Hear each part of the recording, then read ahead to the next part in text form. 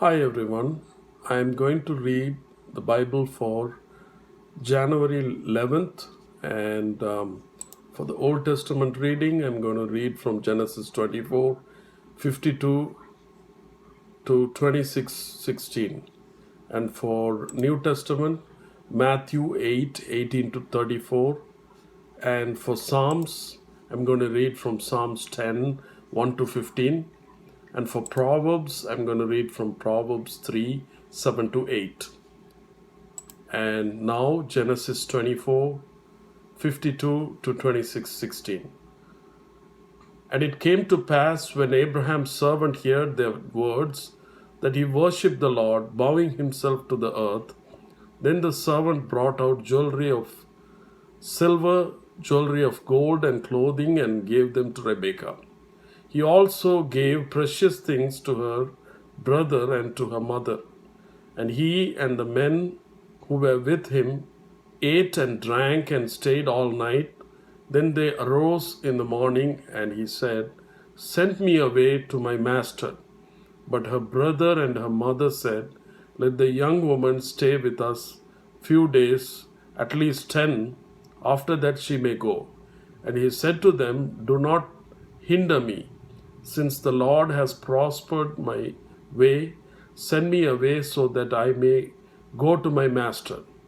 So they said, "We will call the young woman and ask her personally." Then they called Rebekah and said to her, "Will you go with this man?" And she said, "I will go." So they sent away Rebekah, their sister, and her nurse, and Abraham's servant and his men. And they blessed Rebekah and said to her, "O our sister, may you become the mother of thousands of 10,000s, and may your descendants possess the gates of those who hate them." Then Rebekah and her maids arose, and they rode on the camels and followed the man. So the servant took Rebekah and departed. Now Isaac came from the way of Beer-lahai-roi, for he dwelt in the south. And Isaac went out to meditate in the field in the evening. And he lifted his eyes and looked, and there the camels were coming.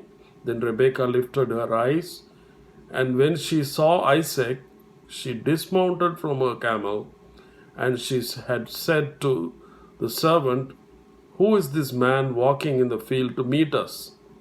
The servant said, "It is my master." So she took a veil and covered herself.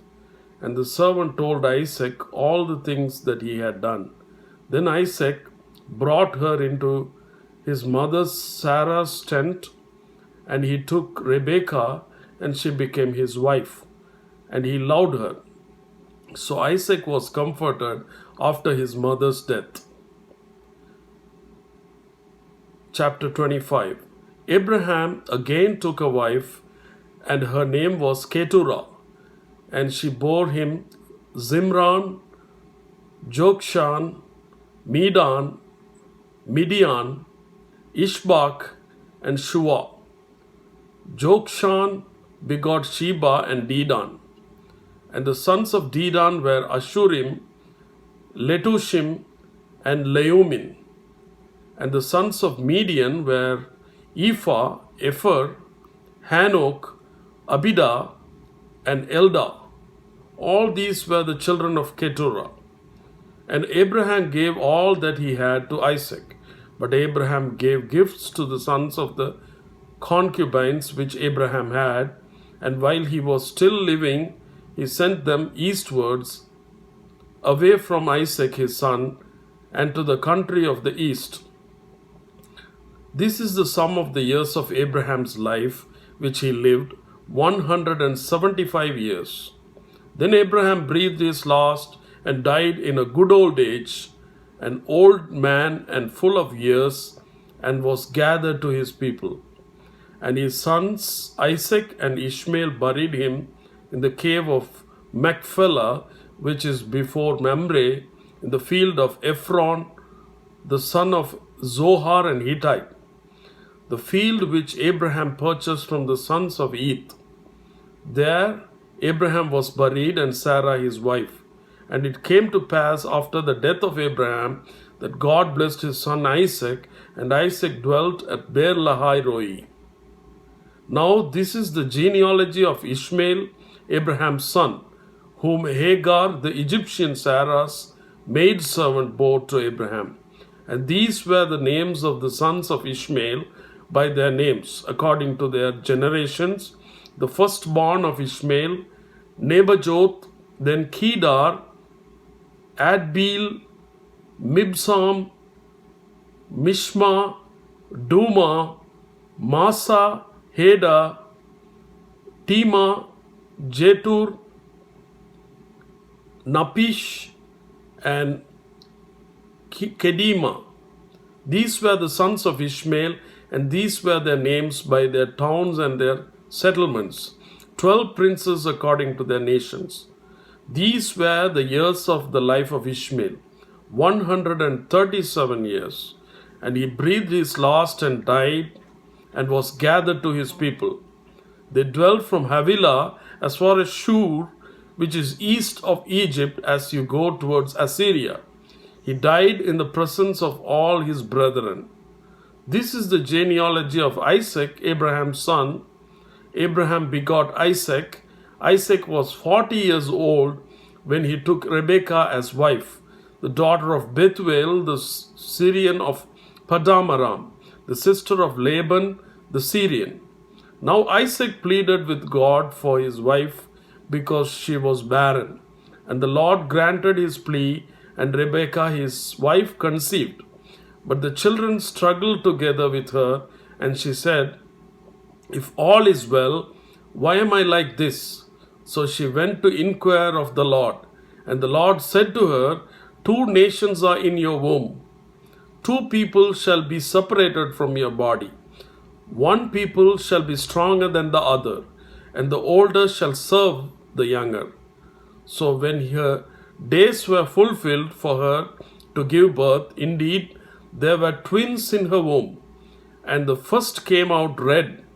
He was like a hairy garment all over. So they called his name Esau. Afterwards his brother came out, and his hand took hold of Esau's heel. So his name was called Jacob. Isaac was 60 years old when she bore them. So the boys grew, and Esau was skillful hunter, a man of the field, but Jacob was a mild man, dwelling in tents. And Isaac loved Esau because he ate of his game, but Rebekah loved Jacob. Now Jacob cooked a stew, and Esau came in from the field, and he was weary. And Esau said to Jacob, "Please feed me with that same red stew, for I am weary." Therefore his name was called Edom. But Jacob said, "Sell me your birthright as of this day." And Esau said, "Look, I am about to die, so what is this birthright to me?" Then Jacob said, "Swear to me as of this day." So he swore to him and sold his birthright to Jacob. And Jacob gave Esau bread and stew of lentils. Then he ate and drank, arose and went his way. Then thus Esau despised his birthright. Chapter 26. There was famine in the land besides the first famine that was in the days of Abraham. And Isaac went to Abimelech, king of Philistines, in Gerar. Then the Lord appeared to him and said, "Do not go down to Egypt. Live in the land of which I shall tell you. Dwell in this land, and I will be with you and bless you. For to you and your descendants I give all these lands, and I will perform the oath which I swore to Abraham your father, and I will make your descendants multiply as the stars of heaven. I will give your descendants all these lands, and in your seed all the nations of the earth shall be blessed. Because Abraham obeyed my voice and kept my charge, my commandments, my statutes, and my laws."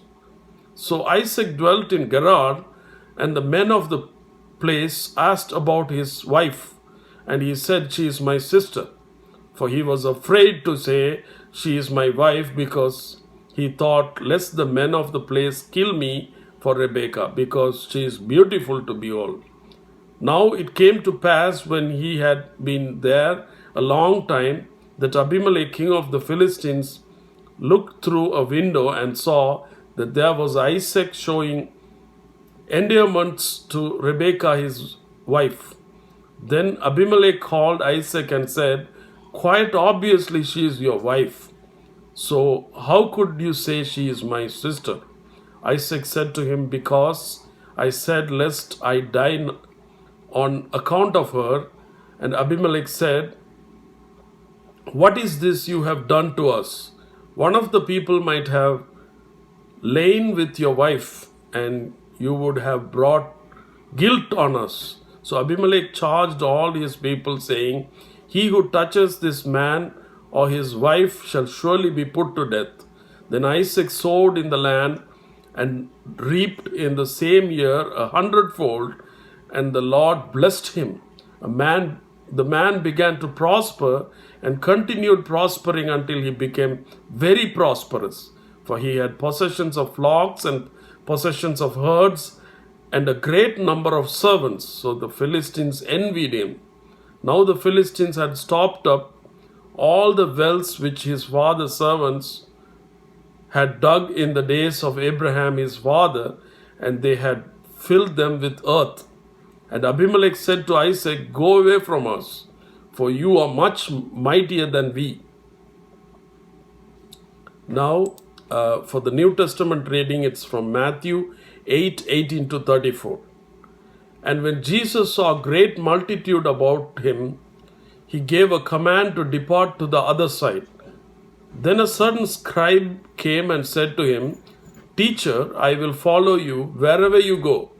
And Jesus said to him, "Foxes have holes, and birds of the air have nests, but the Son of Man has nowhere to lay his head."